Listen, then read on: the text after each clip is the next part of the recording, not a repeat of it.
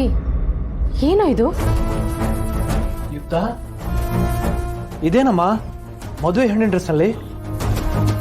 ಏನಾಗ್ತಿದೆ ಇಲ್ಲಿ? ಅಪ್ಪ, ಅದು ಯುಕ್ತ ಪೃಥ್ವಿ ಮದುವೆ ಮಾಡಿಸಿದ್ವಿ.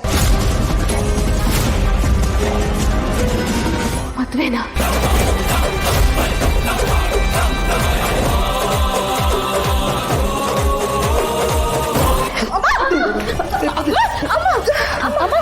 ಅಮ್ಮ ಏನಾಯ್ತಮ್ಮ?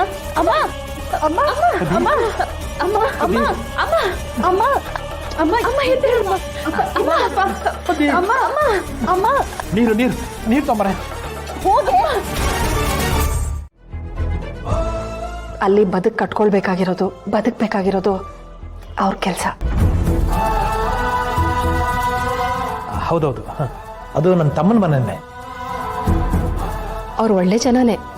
ಇವ್ರ ತಮ್ಮ ತುಂಬ ಒಳ್ಳೆಯವರು, ಹೆಂಡತಿ ಸ್ವಲ್ಪ ಜೋರು. ನೀವು ಹೋಗಿ ಮಾತಾಡಿ, ಒಪ್ಕೊಳ್ತಾರೆ. ಎಲ್ಲ ಒಳ್ಳೇದೇ ಆಗಲಿ. ಏನಪ್ಪ ಪೃಥ್ವಿ, ನೀನು ನನ್ನ ಮದುವೆ ಕರಿಬೇಕಲ್ವಾ? ನಾನು ಇರ್ತಾ ಇದ್ದಿದ್ದೆ. ಅಯ್ಯೋ ದೊಡ್ಡಪ್ಪ, ನೀವು ಹೂ ಅನ್ನಿ, ಇನ್ನೊಂದ್ಸತಿ ಮದುವೆ ಆಗ್ತೀನಿ. ನಾನಲ್ಲಪ್ಪ ಹೇಳ್ಬೇಕಾಗಿರೋದು, ನಿನ್ನ ಹೆಂಡತಿ. ಇನ್ನೊಂದು ಹುಡುಗಿನ ರೆಡಿ ಮಾಡ್ಕೊಂಡಿದ್ಯಾ ಮದುವೆ ಆಗೋದಕ್ಕೆ?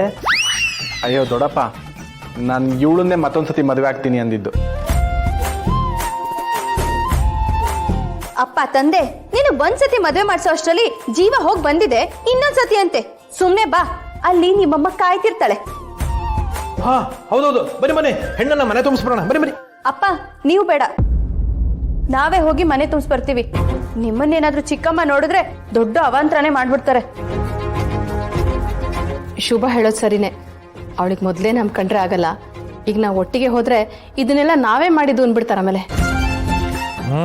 ಆಯ್ತು ಆಯ್ತು, ಒಳ್ಳೇದಾಗ್ಲಿ, ನೀವೇ ಹೊರಟು ಬನ್ನಿ. ಯುಕ್ತ ಪೃಥ್ವಿ, ಹೊರಡಣ್ಣ.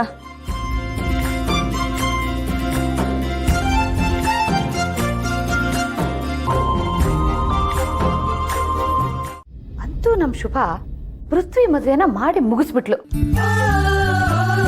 ನನ್ಗನ್ಸತ್ತೆ ನಮ್ ಶುಭ ಈ ಲವ್ ಮಾಡಿ ಓಡ್ ಹೋಗೋರ್ಗೆ ಮದ್ವೆ ಮಾಡಿಸೋ ಕಂಪ್ನಿ ಓಪನ್ ಮಾಡಿದ್ರೆ ಒಳ್ಳೆ ಬಿಸ್ನೆಸ್ ಓಪನ್ ಆಗ್ಬೋದು, ಅಲ್ವೇ ರೀ ಶ್ರುತಿ? ಪೃಥ್ವಿ ಮದುವೆ ನೋಡಿನೇ ಅಮ್ಮ ತಲೆ ಸುತ್ತಿ ಬಿದ್ದೋದ್ಲು.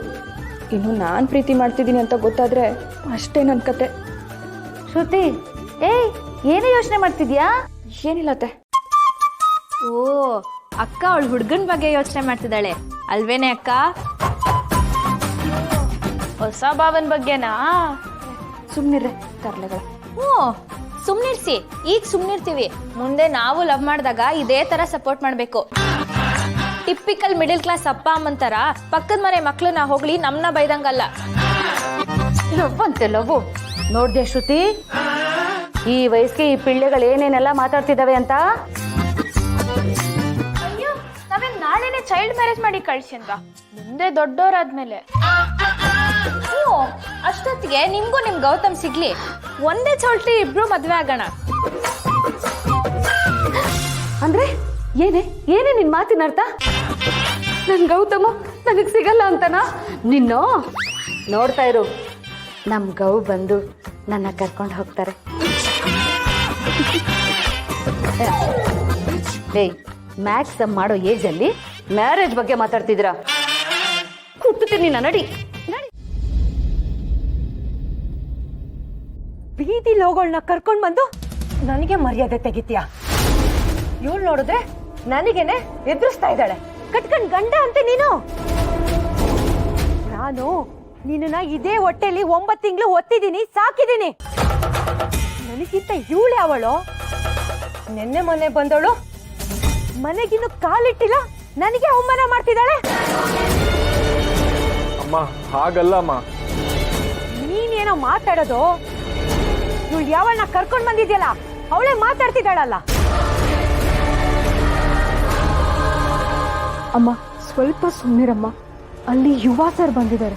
ಯುವ ಸರ್ ತಂಗಿ ಯುಕ್ತನ್ನೇ ನಮ್ಮಣ್ಣ ಮದುವೆ ಆಗಿರೋದು. ಅವರೇ ನಮ್ಮ ಬಾಸು. ಏನು Yuva group of company chairman Yuvraj ಇವರೇನಾ? ಕ್ಷಮಿಸಿ ಸರ್, ನನ್ನ ಹೆಂಡತಿ ಸ್ವಲ್ಪ ಹಾಗೆ, ಆದರೂ ನಾವು ಈ ರೀತಿ ಮಾಡಬಾರ್ದಾಗಿತ್ತು. ಇರೋ ಮರ್ಯಾದೆ 4 ಜನರ ಮುಂದೆ ಬೀದಿಲಿ ಹೋಯ್ತು. ಹೇಗೆ ಸರ್ ನಾವು ತಲೆ ಎತ್ಕೊಂಡು ತಿರ್ಗಾಡೋದು?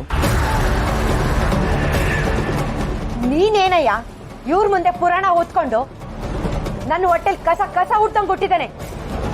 ಈ ನನ್ ಮಗನ್ಗೆನೆ ಮನೆ ಮರ್ಯಾದೆ, ಅಪ್ಪ ಅಮ್ಮನ ಪ್ರೀತಿ ಅನ್ನೋದೇ ಇಲ್ಲ.